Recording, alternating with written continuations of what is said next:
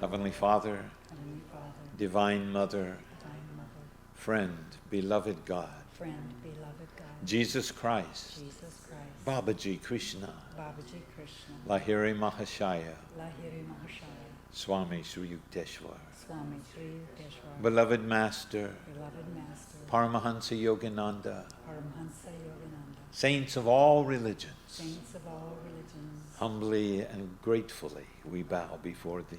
humbly and gratefully we bow before Thee. O Divine Mother, O Divine Mother, help us to attune ourselves to divine consciousness. help us attune ourselves to divine consciousness.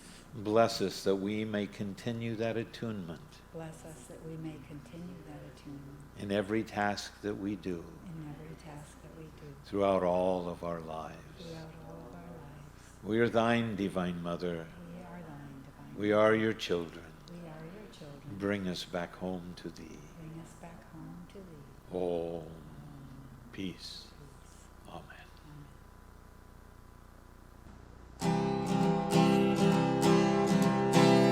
Father, now that I wander with Thee, flowers and fields are alive with Thy joy. All that I own to Thee I've given. Now I sing in Thy love I am free. Father, now that I dance in Thy name, birds and animals share in my song. All my sorrows, all my merriment, join in music to set hearts aflame. Father, now that I wander with Thee, flowers and fields are alive with Thy joy. All that I own to Thee I've given. Now I sing in Thy love I am free. Father, now that I dance in Thy name, birds and animals share in my song. All of my sorrows, all my merriment, join in music to set hearts aflame. All of my sorrows, all my merriment, join in music to set hearts aflame. Let's affirm together. I will serve God through others, I will serve God through others, and by my service to Him, and by my service to Him, release the hold the ego has on me. release the hold the ego has on me. I am free in God. I am free in God. In God, I am free. In God, I am free. These are weekly commentaries on the Bible and the Bhagavad Gita by Swami Ananda. This week is about the secret of right action. Truth is one and eternal. Realize oneness with it in your deathless self within. The following commentary is based on the teachings of Paramahansa Yogananda. One of the most famous stories in the Gospels is that of Martha and Mary. Jesus, visiting the home of Martha, was teaching while her sister Mary sat at his feet, absorbing his divine love and wisdom. Martha, meanwhile, busied herself with serving her guests and was upset with Mary for not helping her. "Lord," she cried, "doesn't it matter to you that my sister has left me to do all this serving alone? Please, ask her to help me."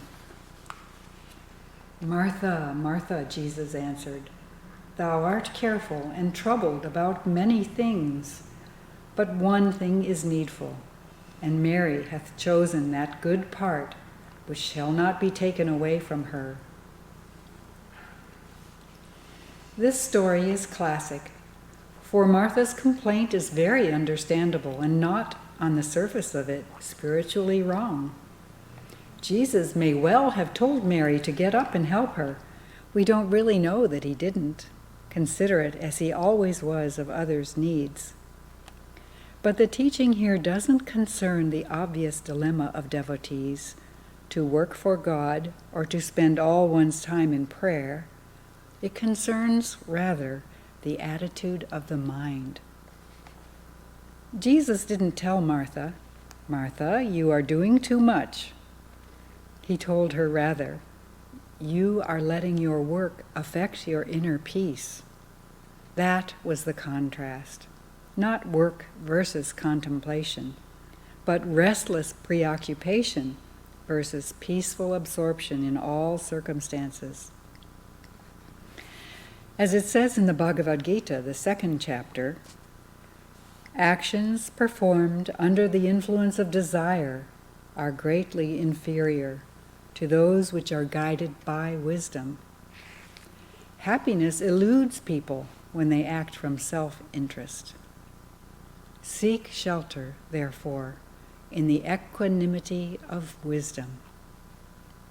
Thus, through Holy Scripture, God has spoken to mankind.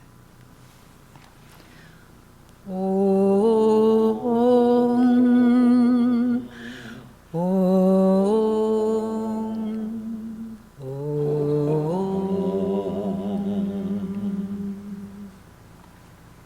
We have this great story in our reading this morning, as Swamiji said in his writing. It's among the most famous of all the stories in the New Testament. And it may be helpful for us to realize that Mary and Martha were real women.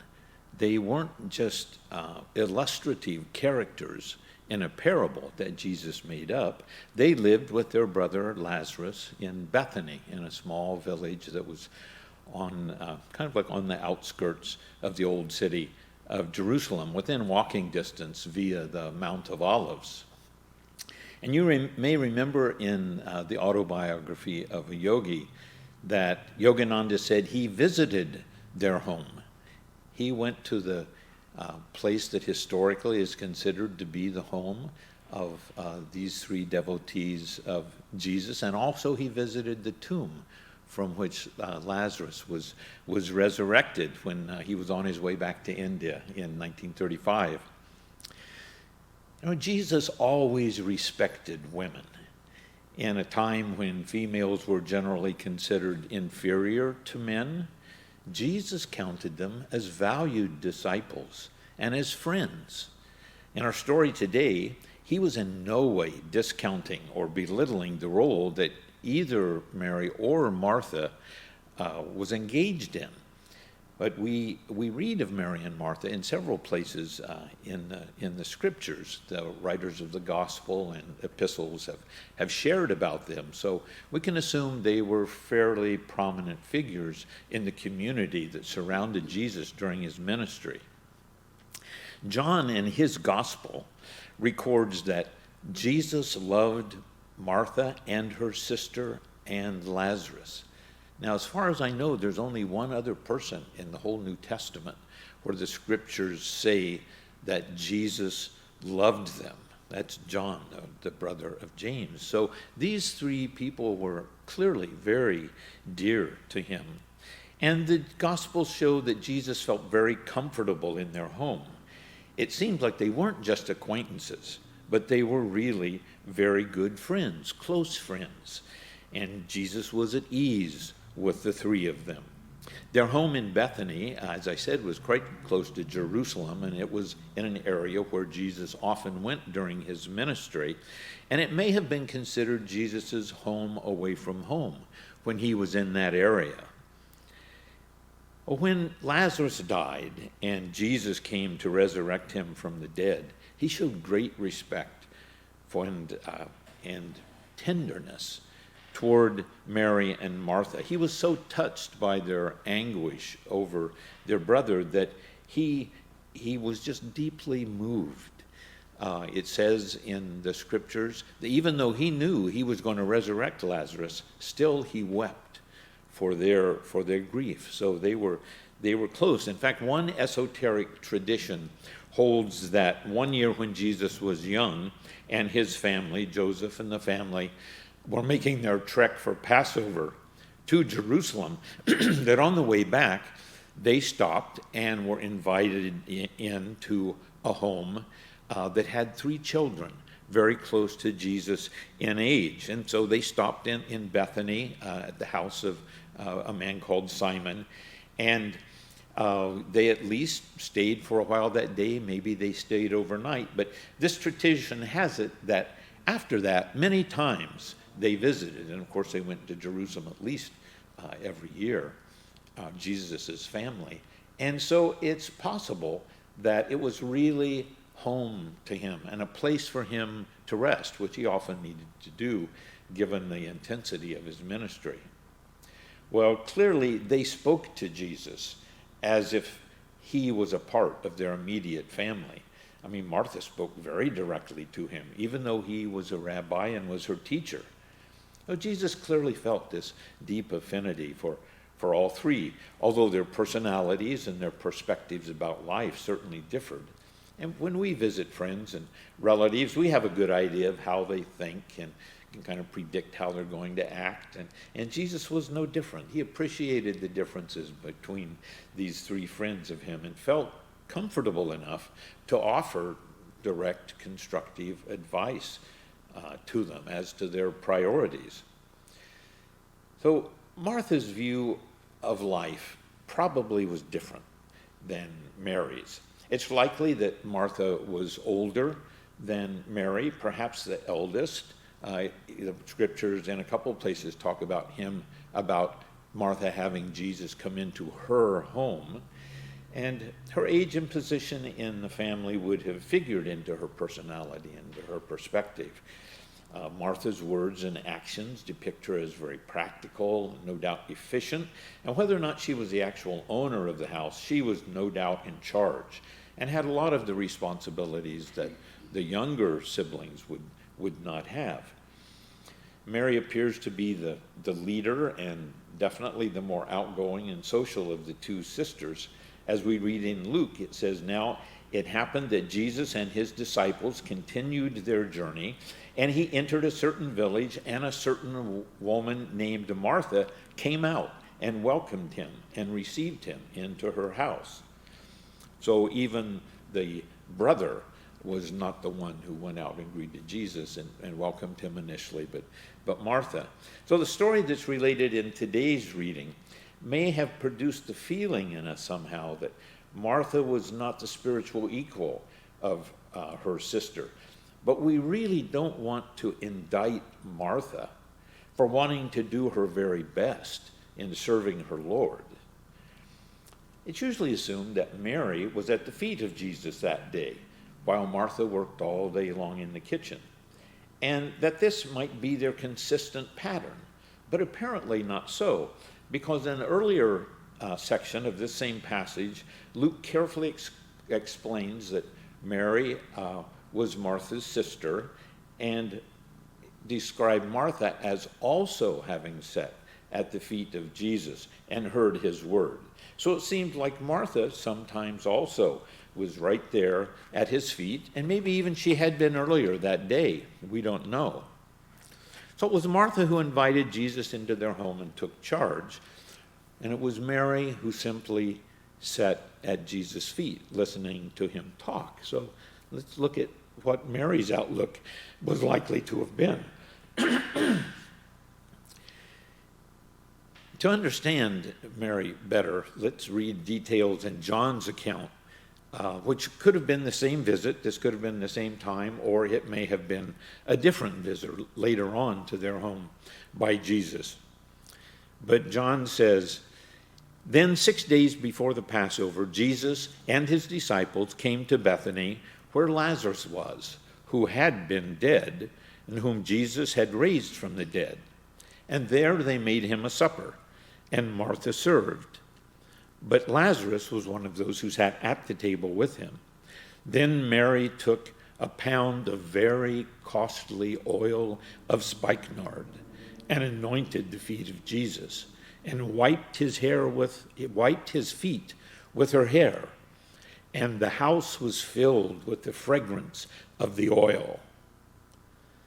So now this is not to be confused with a different occasion when a different Mary also put oil on Jesus' feet at the house of Simon. And it's interesting because spikenard is derived from plants that are grown in the Himalayas. It's the only place they grow nard. And So that means that this had come from India or Tibet or China. And so it was very, very expensive. They estimate that the cost of the pure nard, which is called spikenard, in this time in the Middle East was equal to at least a man's full annual wages. So it's mentioned also in the Bible, in the Old Testament, that spikenard was offered as a part of the Jewish ritual at special times. There was a specialized incense altar in the Second Jerusalem temple during this time, and it was viewed as an act of great sacrifice and intense devotion. So John emphasizes here that Mary was so humble and so dedicated to Jesus that and to his teachings and what he was there to offer, his ministry, that no expense or no personal act was too great or too demanding for her to offer or sacrifice to honor her guru. And this attitude, this outlook, this perspective is the kind of approach that God would like in all his disciples. And Jesus highly regarded Mary's approach. Well, who was actually the more hospitable or the more serviceful? Who was more concerned about and active in her relationship with the guru, Martha or Mary? It's illuminating to contrast Mary's reference with Martha's "let me get the job done" demeanor. Martha was so comfortable with Jesus that she very openly included him in her frustration. Her words, "Doesn't it matter to you?" are sometimes translated, "Do you not care?" And her words, "My sister has left me to serve all alone," also show her frustration. For Martha to suggest that Jesus didn't care whether Mary was helping or not shows both a close relationship and considerable forthrightness. Martha didn't suggest to Jesus that he might ask Mary, perhaps, to come and help her. No, she told him directly, "Tell her to help me." And in a way, Martha put the onus of the responsibility for getting that meal prepared and served, to her one of the most important of all of her responsibilities, she put the onus for that on Jesus. She was pretty aggressive in her approach to her guru, but very honest and very heartfelt, very sincere. Well, knowing her and understanding and appreciating her position and her intention, Jesus also responded quite forthrightly, but tenderly. "Martha, Martha, you are worried and anxious and troubled about many things." And Martha was fretting over something quite important to her. Providing a good meal for Jesus and his disciples was her responsibility because she had invited them to her house. So, what's missing here? In fact, it reminds me of the time when Sri Yukteswar, one of only 3 times, I believe, that he met Babaji. He met Babaji and his band of disciples, and right away, he ran off to go get them treats and to honor them by bringing and serving them. And then he came back, and they were gone. Babaji had left. Well, Jesus' teaching here is not to contrast the attitude of the devotee with one who is not a serious devotee, someone who's distant or uninvolved with a guru. Martha was very devoted to Jesus. And this lesson is for people like us who are committed to the spiritual path, who are serious about our relationship with God, and who make it a priority in our lives. Jesus continued on giving Martha and giving us the answer. But one thing is needed, and Mary has chosen that good part. which will not be taken away from her. So Jesus said in this that Mary had made a conscious decision between two alternatives. But it was not that she chose listening to Jesus over the preparation of his meal. Martha in that moment may have felt that meal preparation or any kind of necessary work was more important than just being with those you respect and love, or even being with those you wanted to learn more from. She may have viewed Mary as self-indulgent when there was so much work to be done and so much to do to care for their guests. But Jesus is telling Martha that she could have carried out those same responsibilities and still had that better part. There is some thought that that word that is often translated good actually is more accurately translated better here. In this case, Jesus is saying to Martha, you chose a good part too, but Mary chose the better part. And you could have two and still served. But what you are doing, there is a better way to do that same service. What he scolded her for was her lack of maintaining a spiritual focus, even while she was serving. And he pointed out the example of her sister for contrast. Could his meaning possibly have been that service itself is lower in God's eyes than the life of silence and prayer? Certainly not. Many times during his mission, he praised service as highly as he did prayer and meditation.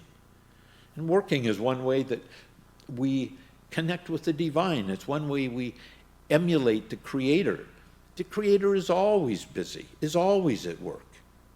And we want to create beauty. We want to serve others in a multitude of different ways. We want to have magnificent aspirations to create beautiful realities in this world.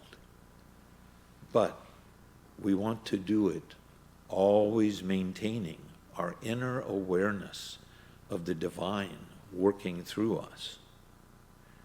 Well, Martha's error is one into which we devotees often fall. In her own opinion, no doubt, she was doing spiritual work because it was for Jesus. But Jesus essentially said to her, if you allow your mind to become wholly engrossed in your work, being encumbered and anxious and troubled about the outcome of things, how can that work be spiritual? You are not with God, but serving your own restlessness. In the King James Version and in the reading this morning, the translation uses the word careful. Martha, Martha, thou art careful about many things. And you may ask, well, isn't that a good thing? Isn't it a good thing to be careful? But here, that word means full of care, full of concerns, full of worries, being anxious. So we too get to make a choice as to whether we seek that good part, that better part, in everything we do. Elsewhere, Jesus tells us that our highest priority in life is to seek first the kingdom of God and his righteousness. And he also gives us guidance in how to do that. Man shall not live by bread alone, but by every word of God. And then he adds, the words I speak to you are spirit. They are life. So both a service-filled life and one focused on prayer and contemplation and meditation are very valid paths. But either one of them must be filled with God consciousness for us to be truly serving God. Some of the others sitting there with Mary may have had a worse situation than Martha if their mind was not focused on what Jesus was teaching and Jesus was telling them, but rambling around to other concerns. Well, what did Jesus mean when he spoke of that good part or that better part that would not be taken away from her in that version of the story? Well, the Apostle John answers the question. All that takes us away from God, that pulls us outside ourselves, which means the greediness, the draw of the senses, pride, or seeing ourselves separate, these are not of the Father. This world is passing away, and everything will go with it. But whosoever can follow the will of God in their lives abides forever. So these bodies won't last forever. And when they go, we will still have a spirit body. So the spiritual knowledge, the spiritual experience we accumulate in this life is ours forever, never to be taken away from us. So we must not allow our physical needs, our daily duties to consume our inner peace and reduce our awareness of our connection to our higher selves. Jesus was saying, deepen your attunement with my spirit. Living for God means remaining aware of his presence, especially in our hearts. The important thing is the devotion, the love, the concentration that we can offer up in the stillness of our hearts. Martha's example of the devotee who's trying to serve God, but whose mind is elsewhere. Had she been thinking lovingly of God as she worked, her consciousness filled with divine consciousness, Jesus certainly would have approved, not disapproved of her activity. And it's possible in that case that he would have already sent Mary off to help in the kitchen. In fact, after this exchange, he may have done so, because we know he was filled with concern for other people's needs. What he wanted of Martha was that she work with devotion and with non-attachment, and not with busy fretfulness and anxiety and asking him to scold her sister. Martha's mind was filled with thoughts of all those dishes steaming on the stove, of endless dicing and slicing and sifting and spicing to produce a feast for their honored guests. The needs of her work became her excuse for her spiritual absent-mindedness. Had her work been offered up mentally to God, the meal itself, in fact, probably would have turned out much better than it may have produced with agitation of mind. I had an experience several years ago, many years ago now, in Hawaii, where I was in a situation just like this, except in this case I was both Martha and then Mary. Swami Kriyananda had decided to take some time off and go to Hawaii to rest, and he took 5 others with him, of whom I was one. And so we had about, I can't remember, a week to 2 weeks there together. It was lovely. And Swami and one of his assistants was living apart from the other 4 of us, a few miles away. And so we spent much of the time separate, not connecting. So we decided to have some time with Swami. We would invite him over for dinner one night. And his assistant, Uma, who some of you may know, was with him there. And so I don't remember now if I appointed myself in charge of the meal or if I got assigned that task, but the day that they were going to come over that night, I had set completely aside to make sure that meal was one of the best meals Swamiji had ever had. And so we went out, we spent the morning shopping and buying things. It wasn't a real complex meal, but it needed to be just right. And so I was fussing over the vegetables as I looked at them to see which ones to pick and so on. And we got back in the early afternoon, and the whole afternoon I was going to work on this meal. And I had some help too. And so the pasta had to be just right, because Swami, of course, knew what good pasta was like, having lived in Italy. And the sauce needed to be delicious and just the right texture. And we had a large, nice salad that was kind of complicated and interesting with different bits in it. And we were working on it, and I was really looking forward to Swami coming and enjoying it and telling me how much he liked it. And so we went on like this through the afternoon, and I wanted something really special that would strike him. So I figured out a baked papaya dish for dessert. We baked a papaya and had it all nice and sweet and all. So I was really attached to how this was going to work out this evening. And so Swami came, and Uma came with him, and we all sat around the table, and we started serving this meal. And Swami was busily talking about some different things, some of his plans and what he wanted to do. And as each, and of course, went by him, not a word, nothing.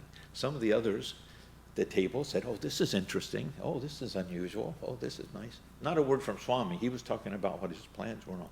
So the whole evening went through with the meal. And then they were going to leave pretty soon afterwards, but we stopped and we talked a little bit. And to my memory, Swami didn't even say thank you for the meal. Now, he's such a considerate man that he may have done it, and I missed it. But there was nothing at all about the meal. So I was a little disappointed, but committed to being a good devotee, put that aside and thought, oh, well, I did it, so that we could have a good time for Swami, and that's just the way it was. Well, the next day, we got a call in the morning, and Uma said, Swami wants to go shopping today, and he wants you to go with us. So we're going to go shopping, but we need to have lunch first, and so we're going to come over and have lunch at your house, and we're going to be there in 15 or 20 minutes. And so, whoa, here we are. And so at that point, I knew it couldn't be a great meal, and what were we going to feed him? We didn't have a lot of food. We were just there for, a short time. So we started looking in the cupboards, and all that I could come up with, with the help of somebody else, all we could come up with were there were 2 cans of Loma Linda, the vegetarian wieners, vegetarian hot dogs. And there were some buns that had been bought to go with them. And there wasn't hardly anything else. There was the leftover salad.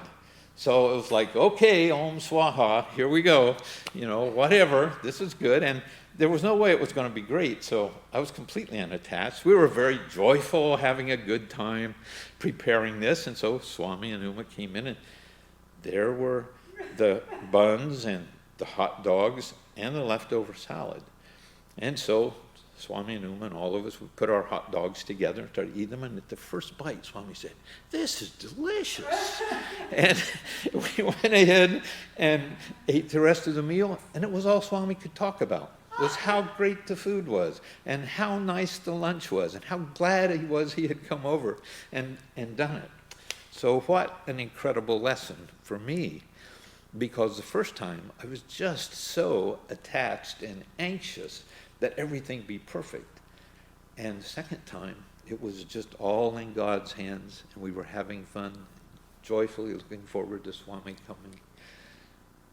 So the point is really obvious, isn't it? So let's affirm that our service be filled and surrounded by the fragrance of God's awareness, so that what we are doing now in our daily lives will draw us closer to the divine and also will last us for all eternity.